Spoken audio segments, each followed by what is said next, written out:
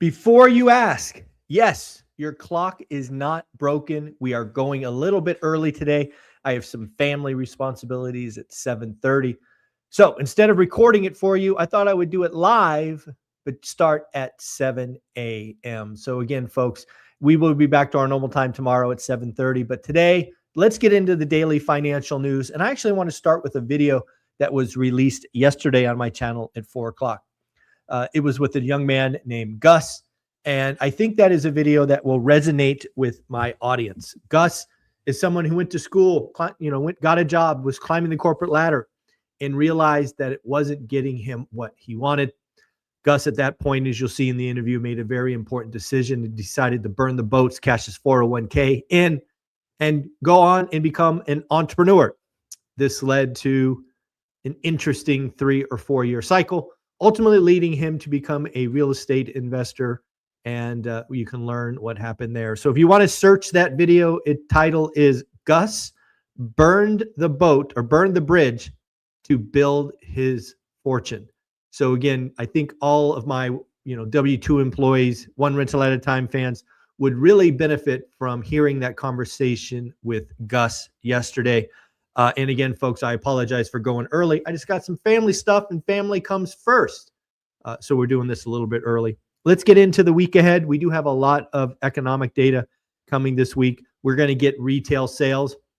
We're going to understand what is going on with the consumer. Is it still a K-shaped economy, or are consumers nervous and pulling back? Wednesday, we're going to get some jobs numbers. We're going to get the delayed January numbers. Will we see growth? Will we see the unemployment rate rise? For me, folks, what I will be tuning into, much like last month, is the participation rate. I am hearing and reading a lot more articles about folks that retired and are kind of boomeranging back to the workforce. That is something that will only be picked up in the participation rate. I think one of the reasons we had low unemployment the last year or so was because the participation rate was collapsing. I believe, as an economist, the participation rate will go back to the median, and that will shock people. It will distort the unemployment rate, and it will cause people to go, maybe the job market is not as strong. So again, I will be looking at participation rate on Wednesday. Thursday, of course, we will get the weekly unemployment. We're going to be tuning in to see if that continues to go higher or if it was a 1 week blip. We also get existing home sales. Remember, folks, pending home sales were ugly, like ugly. From memory, I think they were down like 8.9%. We're going to find out what really happened. Existing home sales comes out Thursday. Will it bleed from December's weakness, or will lower rates prove to be save January's numbers? And then Friday, we get inflation. Again, inflation, even in the government numbers, is expected to collapse from 2.7 to 2.5, which is a large move in a single month. A lot of that is because of the base effect. We are dropping off the largest monthly number from the cycle, which will distort the number probably more than normal. Also, folks, we will get lots of Fed speeches this week. I counted at least 10. There may be more.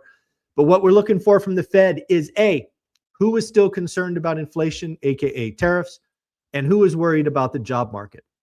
I am sensing, most recently with Fed President Daly, that there is a consistent trend where they're moving away from inflation and moving towards the labor market. If you are hoping for rate cuts in March, you need a whole lot of people to talk jobs. So we will see that this week. Let's congratulate some folks who are joining school. In the last 24 hours, Michael, Cody, Jason, and Kamal all have joined school. Folks, don't do yourself a favor, join. You're going to get the live stream of our Vegas event, which is less than 1 week away. You will also be able to watch them there. So you'll have, a full month to consume all the amazing speakers. Let me just give you my thoughts about what we put together for this event. This is my hope for you if you're watching in school. Obviously, if you're at the event, you're going to get a lot of networking, and it's going to be a whole vibe and lots of giveaways and all of that. But if you're online, this is what I hope you see. Number one, and there's 5 things. 1, you get a sense for our unique and amazing community. Now, again, in Zoom or on the stream, you're going to get one camera angle fixed. but you are going to have it shot over the audience. You're going to see the reactions. You'll likely hear some of that, but you're really going to get at least a sense for the community. And again, I do think we offer a very unique community. Number two, you're going to find time in the next 2 weeks to watch all the presentations. Again, I don't expect most people to sit and watch for 16 hours or 18 hours, however long it is. But again, you'll be able to pick and choose who and when you want to listen to. Again, I think it's the best agenda, as you'll see in a minute, I've put together yet. Actually, it says that right here. It's the best agenda. It offers the most wide-ranging topics. It offers lots of people you've heard on this channel and some new voices with amazing stories. So I think that's going to be really, really fun. Plus some heavy hitters. We're going to celebrate the ORaaT Awards. One of the sessions I hope you pay attention to happens right before lunch on day one. We're going to shout out our community. There will be 5 or 6 people who are hopefully shocked and surprised that they won an award. Again, it's that session, that 20-minute session is the most meaningful for me. So hopefully you're with us and help celebrate that. Number 4, you're going to get to learn about some amazing speakers you may not have heard from. Some of the people speaking at this event are friends of mine on Twitter and X, and again, have been on my channel, but they're not returning guests. Excuse me.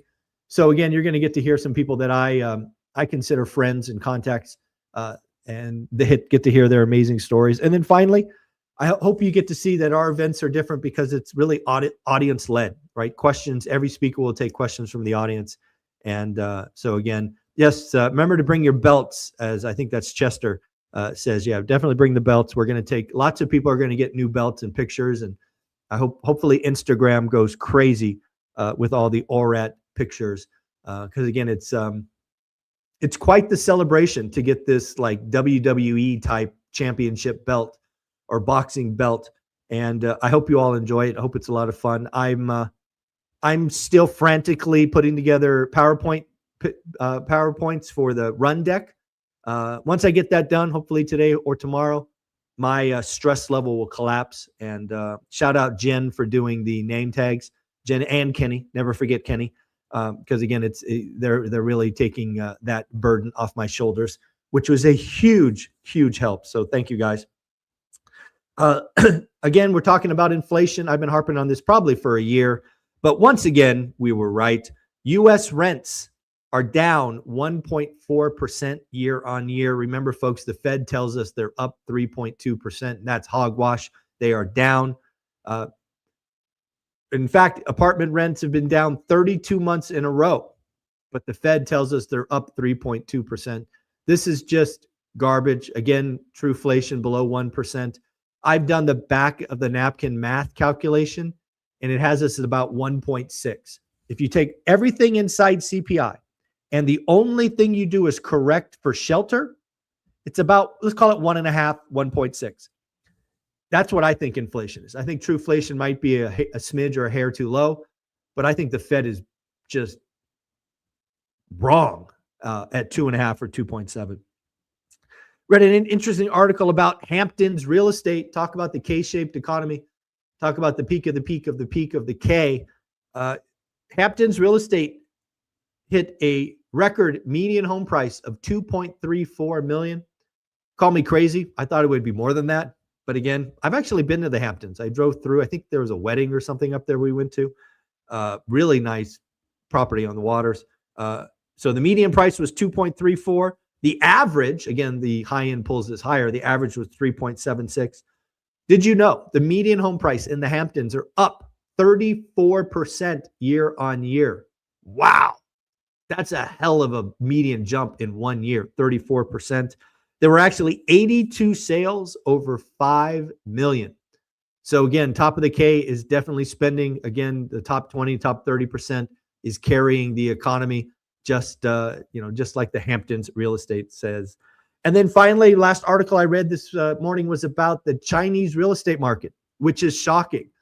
One of the first topics we routinely hit on this channel 7 years ago, was Evergrande.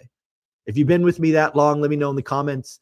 You remember us talking about Evergrande? Well, Chinese real estate market is still stuck in the mud and in fact expected to get worse in 2026.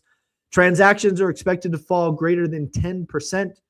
Prices are expected to fall 3%, which is crazy because of all the excess inventory. And really, again, remember, folks, it's the loss of faith, loss of confidence. The Chinese real estate market was really a savings account for the average Chinese person. That's what they did. They bought properties and held them vacant. They lost faith in their savings account. So again, destroyed the real estate market. In 7, 8, 9 years later, it is still going on. Finally, the last thing to highlight is the Chinese real estate market. These building of these vacant towers was at one point 25% of their economy, which is crazy. Even in the United States, real estate is only about 12 or 13%. In China, building construction was upwards of 25%. That's when you know you're gone a little bit too far. You're overbuilding. You're building just to build, and you get what you get eventually. So, folks, at the end of the day, hopefully you will tune in to school. The link is there on the screen, school.com/ORaaT. You're going to want to live stream. You're going to want to catch up on the videos. I perfectly know you can game the system and get in for $20. That's cool. But I'm going to guess that you stick around because we have the best community of wealth builders going the same direction. So I hope to see lots of people sign up. I was hoping for 100. I think we're at about 40 right now. But again, sign up. We'll see you in there. And if you're coming to the event, it's only 5 days away. So I will see you all soon. Take care. Don't forget to check out Steadily. If you don't know, they saved Olivia and I over $20,000 in residential real estate insurance. So we are very big fans of Steadily to the tune of almost $2,000 a month. Think about that. 20 grand, it's over 20 grand.